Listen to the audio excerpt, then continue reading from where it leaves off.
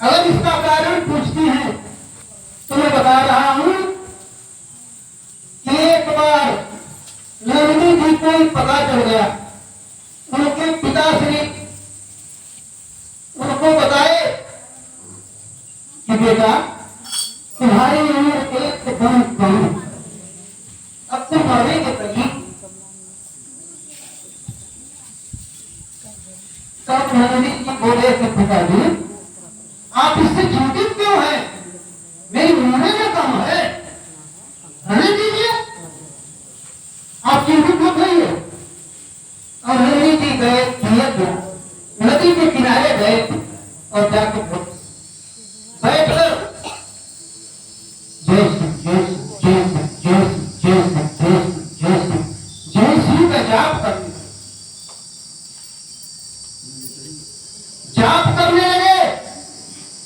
करते करते जब करोड़ों जाप हुआ तो सिद्ध की सामने प्रकट हो गए, लेकिन नंदी जी आंख नहीं खोल रहे हैं, जाप कर ही रहे हैं। सिंह जी खड़ा खड़ा खड़ा खड़ा फिर विलीन हो गए, अंतर्ध्यान हो गए। नंदी महाराज जाप कर रहे हैं,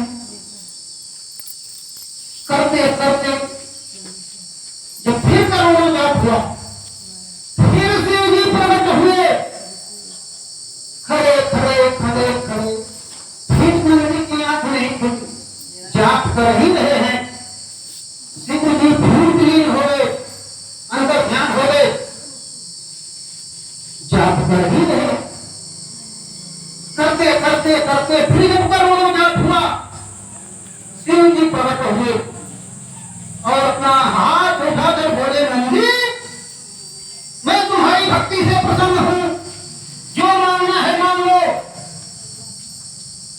नंदी जी की आंख खुली, सिंह जी के चरणों में गिरे, बोले प्रभु मैं क्या मांगू? अगर आपको कुछ देना है तो आप अपना सानिध्य दे दीजिए, यानी मैं आपके समीप आपके पास निरंतर रहूं, आपकी सेवा करूं, बस मुझे इतना ही दे।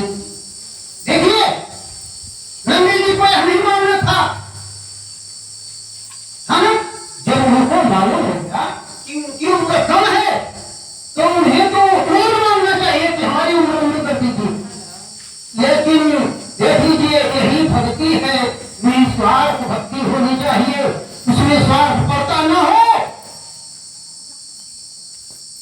आपको मिलेगी, आपकी इच्छा पूर्ति होगी, सफलता मिलेगी आपको।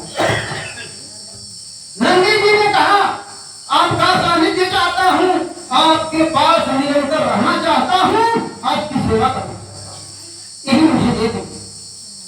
तब सिंह जी बोले, नंदी मैं आज तुमसे प्रसन्न ही नहीं हूं, अति प्रसन्न हूं, मुझे मैं अपना घर बना रहा हूं, आज से तुम मेरा घर हो। और जब तुम सेवा की बात कर रहे हो तो आज से तुम मेरी सवारी बन जाओ और तुम्हें सेवा का अवसर मिल जाए। और नंदी की तब से भगवान शिव की सवारी बने और उनकी सेवा में। इतना ही नहीं, सिंह जी ने कहा कि प्रिय सुनो, इतना ही नहीं, जब असुरों और देवताओं ने समुद्र मंथन किया 14 रत्न निकले, उसमें से अमृत निकला, विष भी निकला। अमृत को करना, विष कौन पिएगा? विष तो कौन गया? विष कहां जाएगी? धरती पर फेंक दिया जाए, भूचाल आ जाएगा, समुद्र में फेंक दिया जाए, तूफान आ जाएगा। कैसे विष को समाप्त किया जाए? तब सिंह जी आगे बढ़े, उस विष को हराहर को उठाए और पीना शुरू कर दिया। पीने लगे उस विष को, पी गए। और जब विष को पिए तो सिंह जी के शरीर में अब बेहद त्याग हो गई। उनके पीने से 2-4-10 बूंद जमीन पे टपक पड़ी। उस 2-4-10 बूंद से भी धरती पे त्राही त्राही मच गई।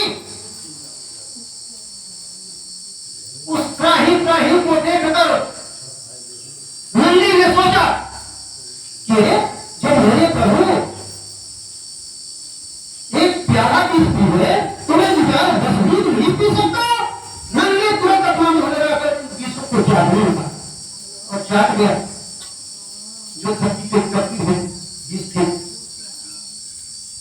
तब धरती का इस त्राहिमाम दूर हुआ।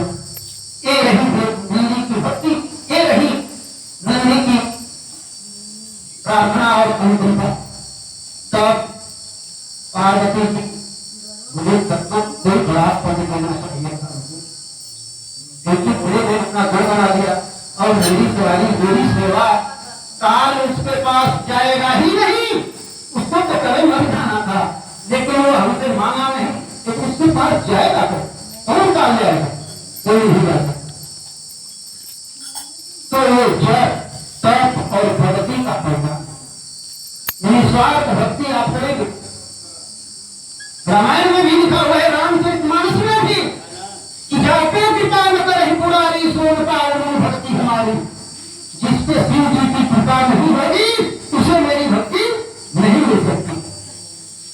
भगवान राम का कहना है, क्योंकि शिव से प्यारा इस दुनिया में इस धरती पर कोई मेरा नहीं है।